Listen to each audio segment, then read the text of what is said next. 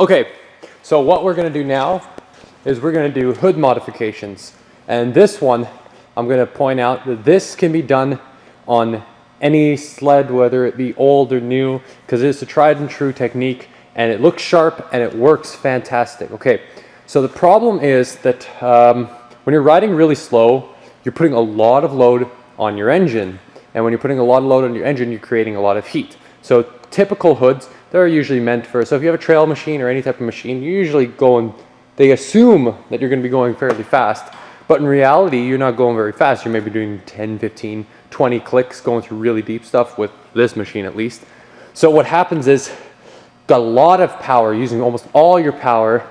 You're using a lot of work, the engine's doing a lot of work, and what's happening is building up heat inside your engine bay. So the hotter your engine is, you get a better chance of wearing it out faster. It's gonna perform worse because it's overheated. So what we're gonna do is, it's not gonna increase performance, but it's definitely gonna save your sled in the long run. It's gonna require less maintenance. So what we're gonna do is we're going to cut a bunch of holes in the sled hood, and we're gonna replace it with mosquito netting. And what that's gonna do is it's gonna let all the heat out. So it's gonna allow a lot of air ventilation, but it's not gonna let any snow in. And people have done this and it has worked. So I know that this is gonna work for certain. So what we're gonna use is we're using mosquito netting and epoxy to hold it on. So today's Thursday, I'm going sledding on Sunday, but I have to take the sled away tomorrow. So today is the last day I can throw this epoxy on, so I'm a little bit rushed. So if I'm doing a little bit of a more sloppy job, it's because I want to get riding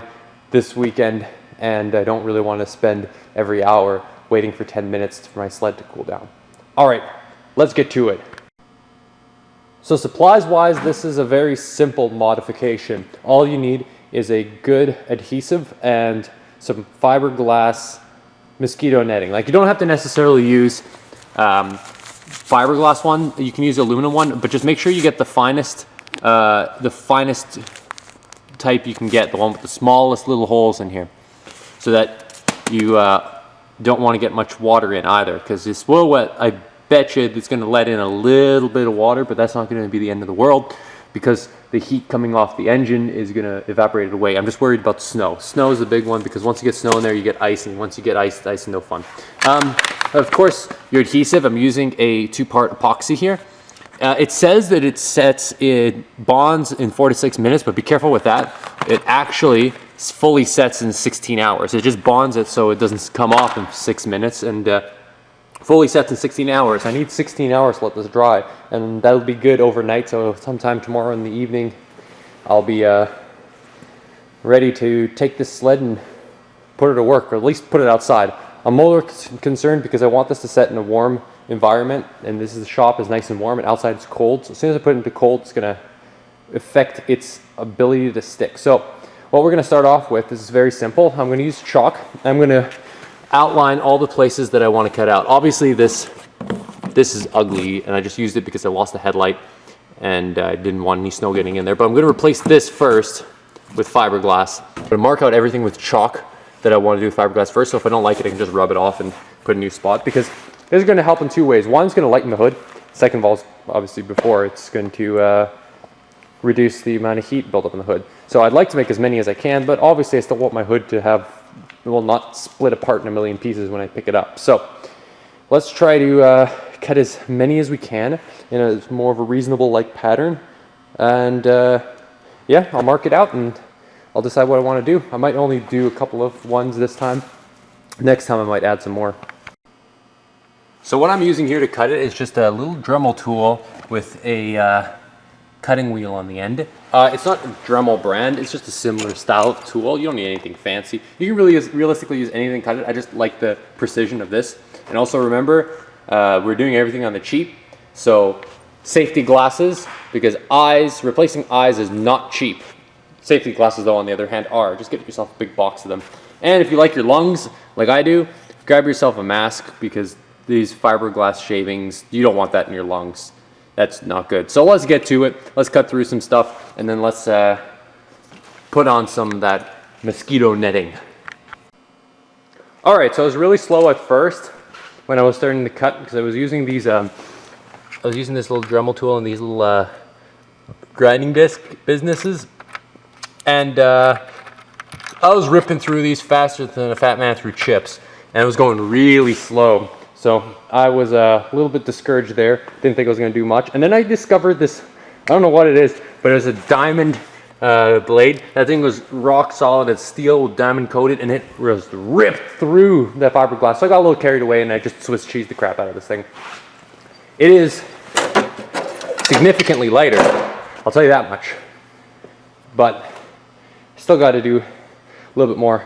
I left this like this because this was to clear out the CVT, so it blows out all the water. So now I'm going to throw the mosquito netting on it. First, actually, I'm going to clean it off, vacuum cleaner and a little bit of compressed air. And then I will go ahead and epoxy my mosquito netting onto it.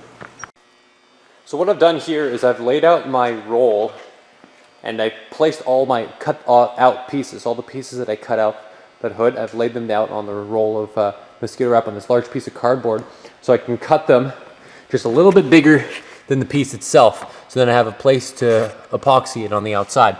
Now the first cut, I did it, and then I realized, well, that wasn't very smart of me because it rolls in on itself, and I want to lay from the outside.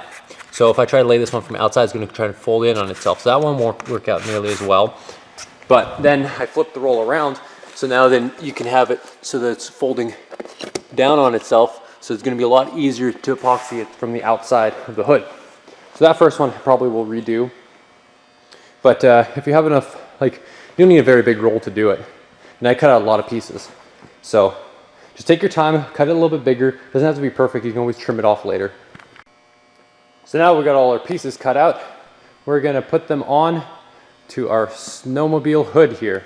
I'm going to clean it off. I've already sanded down the edges so the epoxy or whatever adhesive you choose to use sticks to it. So now the next part would be to pre-mix some of it, because it's a two-part epoxy, and apply it and then put the fiberglass on. Well, let's give it a shot and see what happens. All right, so that turned out pretty well. One odd thing I realized as I was going through it is that I was running out of epoxy very, very quickly. I actually went through the entire tube. I had just enough to finish on it. But you know what? That looks pretty slick. I'm liking the way that looks. So I'll come back tomorrow morning and I will see how well that sticks. Like, you can't see it very well on camera. It looks clear, but there is that netting right there. It's on the sides as well. It's going to let out a lot of heat, and that's going to really make a big difference. So we'll see how well that goes. And once that dries up, I'm going to put it on the sled, and we'll be all good. So just remember, subscribe if you like what you see. If you don't like what you see, comment and tell me how I can improve. Check me out on Facebook. Like my page on Facebook. There's going to be updates there. I'm going to post things there randomly. And of course, Twitter. There's all these links are in the description. So don't be shy. Come over, say hi. I don't mind you leaving me a message. I don't mind you commenting. I'll get to everybody's comments as best I can. So there you have it.